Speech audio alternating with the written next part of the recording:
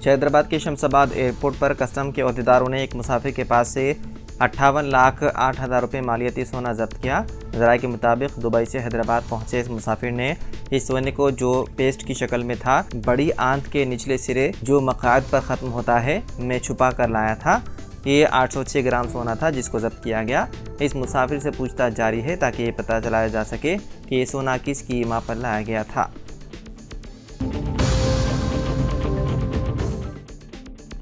दिल्ली के पानी के बहरान के मामले पर भोगल में गैर मुअय्यना मुद्दत के लिए भूख हड़ताल पर बैठी आम आदमी पार्टी की वजीर आतिशी की तबीयत आज अरल सुबह अचानक बिगड़ गई। उसके बाद उन्हें लोकनायक जयप्रकाश नारायण अस्पताल में दाखिल कराया गया। अनशन के चौथे दिन पीर के रोज़ आतिशी का ब्लड शुगर लेवल 43 और मंगल की सुबह 3 बजे 36 तक गिर गया। उसके बाद डॉक्टरों ने उन्हें फौरी तौर पर अस्पताल में दाखिल करने का मशवरा दिया। वो गुज़िश्ता 5 दिनों से कुछ नहीं खा रही हैं और हरियाणा से दिल्ली के हिस्से का पानी जारी करने का मुतालबा करते हुए गैर मुअय्यना मुद्दत के लिए भूख हड़ताल पर हैं।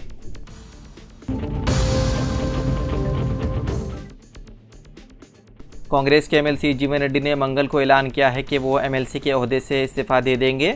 Jagtial BRS MLA doctor M Sanjay Kumar को पार्टी में शामिल करने के रियासती कांग्रेस क़ियादत के एक तरफा फैसले पर शदीद एतराज़ करते हुए जीवन रेड्डी ने कहा कि वो कानून साज कौंसिल के ओहदे से दस्तबरदार हो जाएंगे। आईटी वजीर श्रीधर बाबू, गवर्नमेंट व्हिप आदि श्रीनिवास और दीगर कांग्रेस कायदीन के पीर को जीवन रेड्डी से उनकी रिहाइशगाह पर मुलाकात के बावजूद एमएलसी रियासती क़ियादत से काफ़ी नाराज़ हैं। जीवन रेड्डी ने कहा, all India Congress committee Telangana incharge Deepa Das Munshi, नायब वज़ीर आला मल्लू भट्टी विक्रमार्का और पार्टी के दीगर सीनियर कायदीन ने उनसे बात की है, लेकिन वो अपने हामियों के फैसले पर कायम रहेंगे। उन्होंने कहा कि मेरे हल्के से मुतालिक चंद फैसले रियासती क़ियादत ने मेरे इल्म में लाए बगैर लिए। उन्होंने कहा, मैंने कभी ज़ाती फ़ायदे की फ़िक्र नहीं की और उन तमाम सालों में पार्टी के मकसद के लिए सख्त मेहनत किया। एमएलसी ने इस बात की भी तरदीद की कि वो दूसरी पार्टियों में शामिल हो रहे हैं। उन्होंने कहा, मुझे बीजेपी या किसी दूसरे पार्टी की तरफ से कोई कॉल मौसूल नहीं हुआ।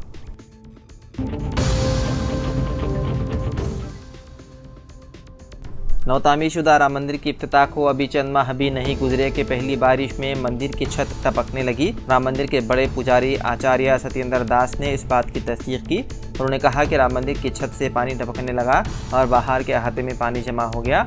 उनके मुताबिक जहां रामलला मौजूद है वहां भी पानी भर गया। उन्होंने बताया कि राम मंदिर के अंदर भी बारिश का पानी भर गया, जो बाइस फिक्र है। आचार्य का कहना है कि जो राम मंदिर तामीर हुआ है उसमें पानी निकलने का कोई रास्ता नहीं है, इसकी वजह से पानी ऊपर से टपकने लगा। ये बहुत बड़ा मसला है। सबसे पहले इस मसले की जांच होनी चाहिए। अगर इस मसले की यकसोई नहीं की गई तो मंदिर के दर्शन और पूजा बंद करनी पड़ेगी। वादे रहे कि 22 जनवरी को प्राण प्रतिष्ठा तकरीब मुनक़िद हुई थी। हालांकि अभी राम मंदिर की तामीर का काम मुकम्मल नहीं हुआ। कहा जा रहा है कि साल 2025 तक ये काम मुकम्मल हो जाएगा।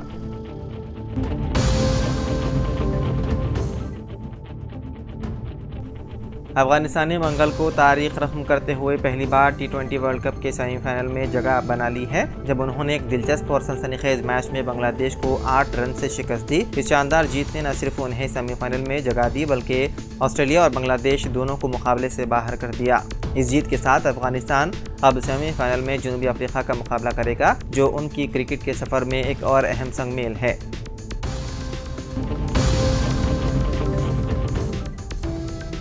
तेलंगाना की तरह आंध्र प्रदेश हुकूमत ने आरटीसी बसों में खवातीन को मुफ्त सफ़र की सहूलत का वादा किया, जिस पर अमल अंदरून 1 माह शुरू होगा। रियासती वज़ीर ट्रांसपोर्ट एम राम प्रसाद रेड्डी ने कहा कि इंतखाबी मंशूर में आरटीसी बसों में खवातीन के लिए मुफ्त सफ़र की सहूलत का वादा किया गया था, जिस पर अमल में हुकूमत संजीदा है। उन्होंने कहा कि अंदरून 1 माह वादे पर अमल होगा। हुकूमत ने आरटीसी और महकमे ट्रांसपोर्ट से स्कीम पर अमल पर रिपोर्ट तलब की। ओहदेदारों से इस्तफसार किया गया कि मुफ्त सफ़र से आरटीसी पर किस कदर इजाफी बोझ आयद होगा। स्कीम पर अमलावरी से कबल तेलंगाना और कर्नाटक में अमलावरी का जायजा लिया जाएगा। ओहदेदारों से कहा गया है कि वो मुफ्त सफ़र की स्कीम के रहनुमाना खतूत तय करें।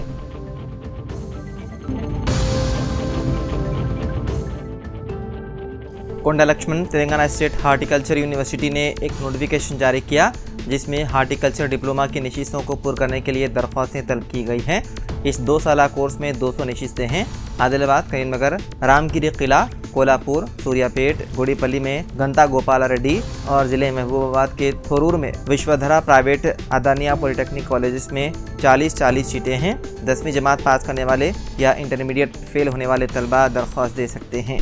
दरख्वास्त दहिंदगान की उम्र कम से कम 15 साल और ज़्यादा से ज़्यादा 22 साल होनी चाहिए। दरख्वास्तें 15 जुलाई तक कबूल की जाएंगी। दाखिला पॉलिसेट साल 2024 में हासिल करदा रैंक या 10वीं जमात में हासिल करदा नंबरों की बुनियाद पर दिया जाएगा।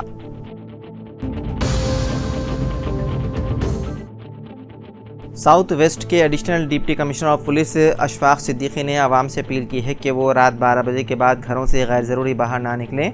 अशफाक सिद्दीकी ने कहा कि सिटी पुलिस कमिश्नर के अहकाम पर सख्ती से अमल किया जाएगा, जिसमें आवाम से 12 बजे शब के बाद घरों से बिला वजह ना निकलने की हिदायत दी गई। बिना किसी वजह रात 12 बजे घरों से निकलने वालों के खिलाफ कानून के मुताबिक कार्रवाई की जाएगी और रातों में अवामी मकामात पर हर किस्म का नशा करने वालों को भी सख्त इंतबाह दिया गया।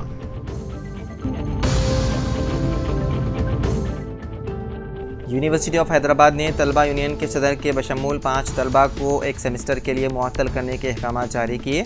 उन पर इल्ज़ाम है कि वाइस चांसलर की क़यामगाह पर हमले की कोशिश की गई और जबरन दाखिल होकर हंगामाराई की। तलबा तंजीमों ने वाइस चांसलर के फैसले के खिलाफ एहतजाज किया। अगरचे तलबा की मुअत्तली के अहकाम 31 मई को जारी किए गए, लेकिन तलबा तंजीमों को ताख़ीर से अहकाम के बारे में इत्तला मिली। जिन तलबा को एक सेमेस्टर के लिए यूनिवर्सिटी कैंपस से मुअत्तल किया गया उनमें अतीक अहमद, के मारिया जॉर्ज, जी मोहित, सोहेल अहमद और PM आशिका शामिल हैं। मज़कूरा तलबा को हॉस्टल से एक सेमेस्टर तक मुअत्तल किया गया। इसके अलावा यूनिवर्सिटी वाइस चांसलर के खिलाफ एहतजाज करने वाले दीगर 5 तलबा पर फी कस 10,000 रुपये जुर्माना आयद किया गया। बताया जाता है कि वाइस चांसलर की जानिब से सुकून कल्चर फेस्टिवल को लम्हे आखिर में मनसूख करने के खिलाफ तलबा ने एहतजाज किया था।